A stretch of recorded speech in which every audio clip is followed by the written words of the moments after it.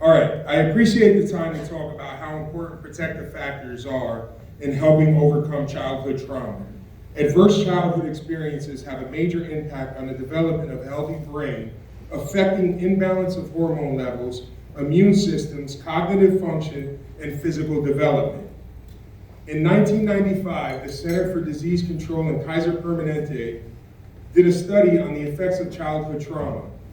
From this study, they found 10 categories of trauma, which are each assigned a point. The higher the ACE score, the more susceptible you are to health issues, risky behaviors, and early death. Take instance, our teen mom. She was pregnant at 14 years old, had her first child at 15. She was born in 1959, one of 7 children to an immigrant parent and a parent with suspected health issues. Her ACE score is unknown, but we assumed it would be high.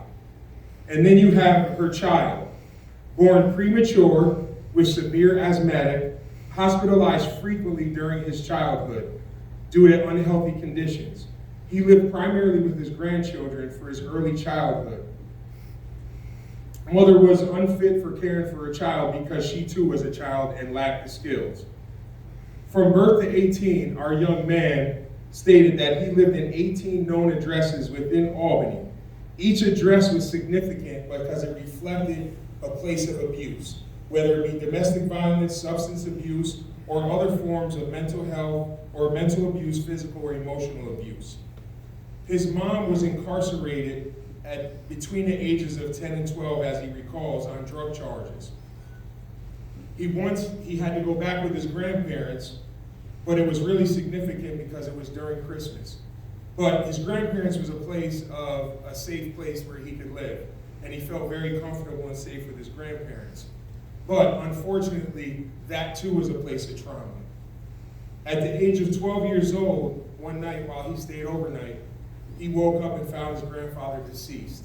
His grandfather was a significant male in his life, and possibly the only positive male in his life. A year later, his grandmother passed away. This child's ACE score is a 9 out of 10. Remember, research tells us that an ACE score of 4 plus more increases risky behaviors like substance abuse, mental health issues, criminal behavior, which leads to incarceration. So how does a young man like this make it to be a productive citizen? Well, that same study identifies 8 protective factors, and one of those protective factors are his best friend, which he met at 7 to 8 years old, who was a positive role model, supportive, and an outlet for fun while teaching this young man how to be a true kid. Protective factors also like access to health care. Being a severe asthmatic, this young man had access to the American Lung Association, which provided programs and groups for kids like him with asthma, which also provided an opportunity for a protective factor of neighborhood safety and community. Through the American Lung Association, he was provided with a special camp called Camp Super Kids at the Camp Chinchacook YMCA, while also creating teen centers throughout the community, which are protective factors within ourselves, which created safety, fun, friends, and adult supervision. There are also protective factors like school safety. And for our young man, it was able to create a safety factor where he was able to have guaranteed food during the day while having caring teachers, friends, and an opportunity to play sports, which opened a tremendous amount of opportunities for our young man. With school safety created academic success, which in itself is a protective factor, which created a sense of accomplishment and instilled pride, confidence, belonging, courage, self-worth, success, freedom, and again, opportunity. Protective factors, a major protective factor for this young man was parent connectedness. While his teen mom had a high ACE score of herself, she always remained connected to this young man emotionally and provided monetarily while working 3 jobs and sought out free opportunities like the camp and special programs for adoptions for Christmas. But one thing he remembered was she instilled love, affection, and hope.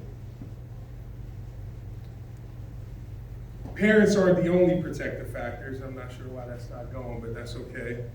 Parents aren't the only protective factors, as non-paternal adults are also protective factors. And one or more caring adults, the study says, can change a childhood's outcome no matter what their ACE score is. And this gentleman right here was this child's protective factor as a boxing coach who cared for kids in the community and taught them history and turned their mistakes into learning opportunities. So be who you need to be when you were younger. If you don't know by now, this child was me.